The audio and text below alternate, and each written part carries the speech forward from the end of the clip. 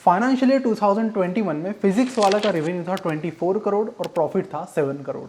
अगले साल ये रेवेन्यू चला गया 24 करोड़ से 350 करोड़। इन फिगर्स को हम बाकी एडटेक प्लेटफॉर्म से कंपेयर करते हैं तो बड़े ही शॉकिंग फिगर्स नजर आते हैं।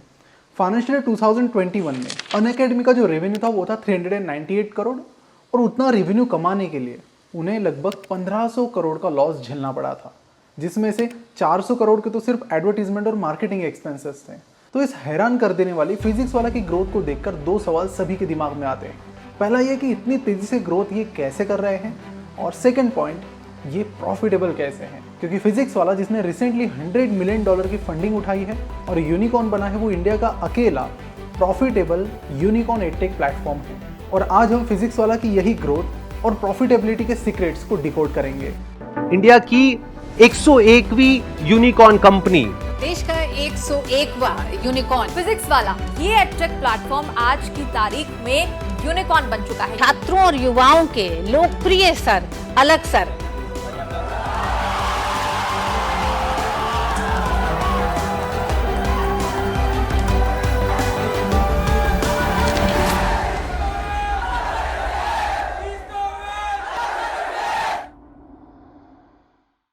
नमस्कार, मैं प्रसाद आपका आज के इस वीडियो में स्वागत करता हूं।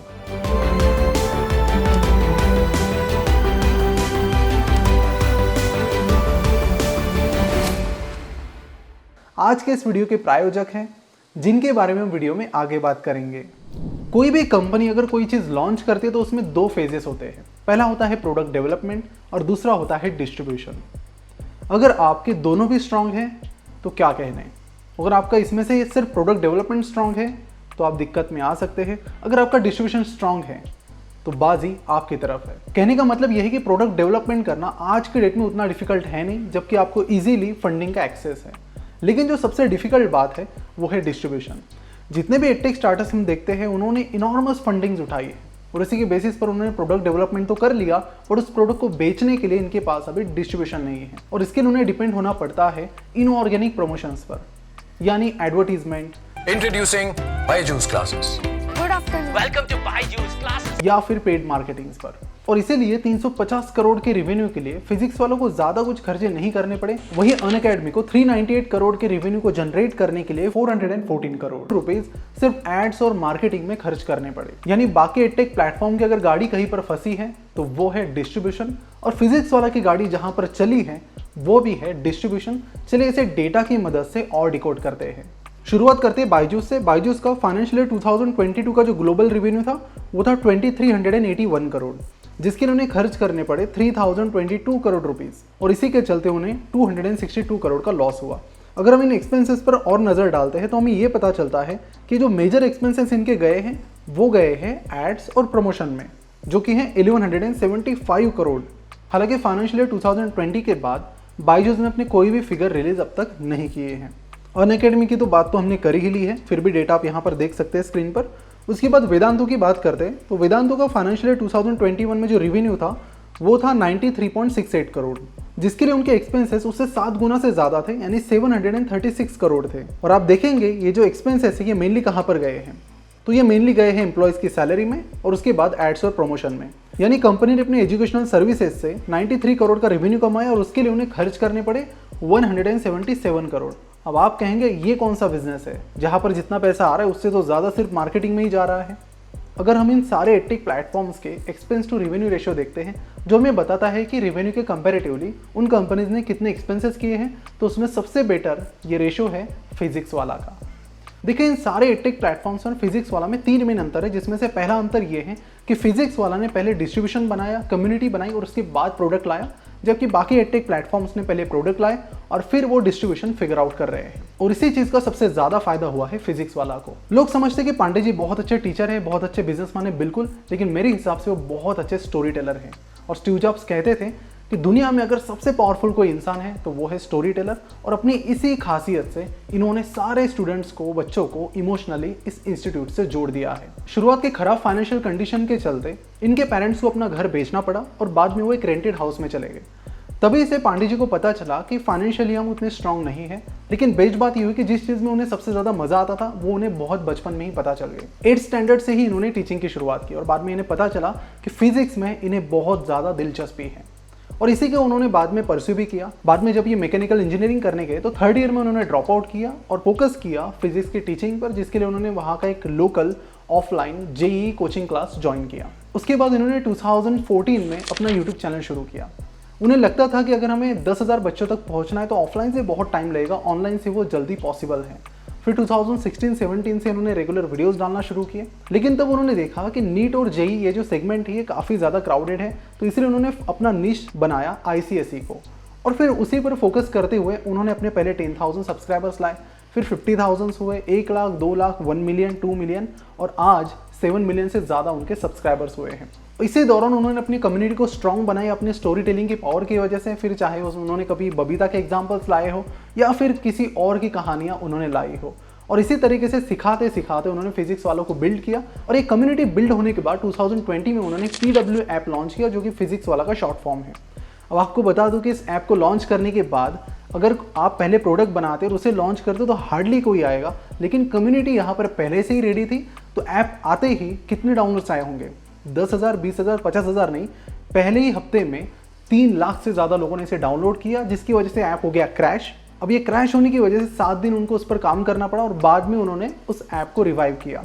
तो इस तरह के प्रॉब्लम्स उन्हें फेस करनी पड़ी। Actually these are good problems to have कि इतनी ज़्यादा ट्रैफिक की वजह से आप प्रॉब्लम फेस करते हैं। आज इस ऐप को लॉन्च होते हुए 2 साल हुए हैं और 50 लाख से भी ज़्यादा डाउनलोड्स इस ऐप के हो चुके हैं। आज कई सारे स्टूडेंट्स फिजिक्स वाला को एक अकेडमी या फिर इंस्टीट्यूट नहीं मानते हैं, वो मानते हैं कि फिजिक्स वाला हमारे लिए एक इमोशन है। इसके पीछे का रीजन सिर्फ पांडे जी की स्टोरी टेलिंग नहीं है, बल्कि ये भी है कि फिजिक्स वाला ने हमेशा अपने कोर्सेज बहुत कम प्राइस में रखे हैं, जो इंडिया के ज़्यादातर लोगों के लिए अफोर्डेबल हो जाते हैं। जब उन्होंने अपना पहला कोर्स लॉन्च किया वो 999 रुपीज़ में था, जबकि सिमिलर कोर्सेज 4,000-5,000 रुपये में मिल रहे थे। आज भी फिजिक्स वाला के कई सारे कोर्सेज उनके कंपटीटर से 1/10 या 1/5 प्राइस पर अवेलेबल है, और इतनी कम प्राइस पर कोर्सेज रखकर भी उन्होंने अपने फर्म को प्रॉफिटेबल बनाया है अपने स्ट्रॉन्ग डिस्ट्रीब्यूशन की मदद से। प्राइसिंग के अलावा एक और फैक्टर है जो फिजिक्स वालों को बाकी एडटेक प्लेटफॉर्म से अलग बनाता है, वो है उनकी ब्रांडिंग। मिस्टर अलग पांडे फिजिक्स वाला का फेस है और उनकी पर्सनल ब्रांडिंग से भी फिजिक्स वालों को काफ़ी फायदा मिला है। अब ये चीज़ आने वाले कुछ सालों में तो कंपनी के लिए ज़रूर फायदेमंद होगी, लेकिन अगर आप बहुत लॉन्ग टर्म सोचते हैं यानी 10-15 साल का, तो उसके लिए कंपनी को ज़रूर कुछ सोल्यूशन लाना चाहिए। क्योंकि एक प्रॉब्लम ये भी आता है ऐसे इंस्टीट्यूट्स में कि अगर जब लोग देखते हैं फेस मिस्टर अलग पांडे का और वहाँ पर टीचर कोई और पढ़ाता है तो वो भी इम्पैक्ट वहाँ पर। क्वेश्चन बहुत इजी आते हैं नीट में, किसने कहा मुश्किल आते हैं यार, ऐसे ही आते हैं क्वेश्चन। ठीक है, चलो अगला क्वेश्चन करते हैं।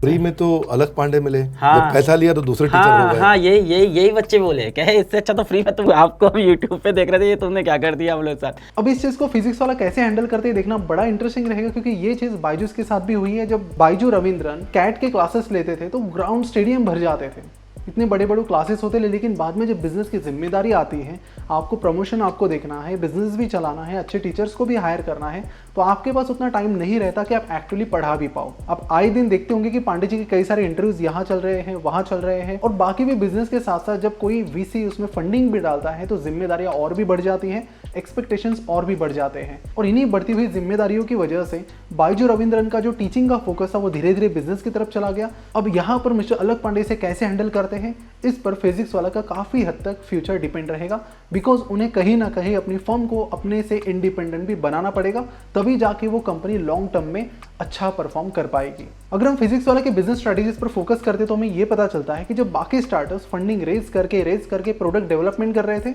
और अपना पैसा एडवर्टीजमेंट में बहा रहे थे, वही उसी टाइम में फिजिक्स वाला ने अपनी कम्युनिटी को स्ट्रॉन्ग बनाया, वो भी बिना किसी ज़्यादा खर्चों के, वो अपनी टीचिंग स्टाइल से और यूट्यूब की प्रेजेंस से। और उसके बाद जब बाकी एडटेक प्लेटफॉर्म्स पर IPO का प्रेशर कहिए या फिर VCs का प्रेशर कहिए या फिर लॉसेस का प्रेशर कहिए, उन्होंने प्राइसेस धीरे धीरे बढ़ाना शुरू किया, जो कि पहले से भी ज़्यादा ही थी। वहीं पर डिस्ट्रीब्यूशन की कोई कॉस्ट ना होने की वजह से फिजिक्स वाला ने बहुत ही कम कॉस्ट में कोर्सेज प्रोवाइड करना शुरू किया, जिसकी वजह से कंपटीशन को उन्होंने कंप्लीटली इररिलेवेंट बना दिया। तो आज ऐसी कंडीशन है कि इस प्राइस पॉइंट पर मुझे नहीं लगता कि कोई इंस्टीट्यूट उनसे कम्पीट भी कर पाएगा। इस चीज़ को आप इस एग्जाम्पल से बहुत अच्छे तरीके से समझेंगे कि कोटा में अगर किसी का राज है तो वो है एलन इंस्टीट्यूट का, जो एक स्टूडेंट से IIT JEE की प्रिपरेशन के लिए लगभग 1.25 लाख रुपीस चार्ज करते हैं। वही कोर्सेज फिजिक्स वाला प्रोवाइड कर रहा है 60 to 65,000 रुपीज में। तो अब एलन पर ये प्रेशर आ गया कि इस प्राइस पॉइंट पर अब हम कैसे कम्पीट करें। पहले तो ये फैमिली बिजनेस था, लेकिन इस प्रेशर के चलते उन्होंने अपनी कंपनी फॉर्म की है जिसमें उन्होंने कुछ फंडिंग भी उठाई है और भी फंडिंग उठाने के वो प्लान कर रहे हैं ताकि इस प्राइस पॉइंट से वो कम्पीट कर सके। तो इस तरह फिजिक्स वाला ने सारे एडटेक स्टार्टअप्स के जो कैलकुलेशन वो बिगाड़ दिए हैं, लेकिन इसमें सबसे बड़ा बेनिफिशियरी अगर कोई है तो वो है स्टूडेंट।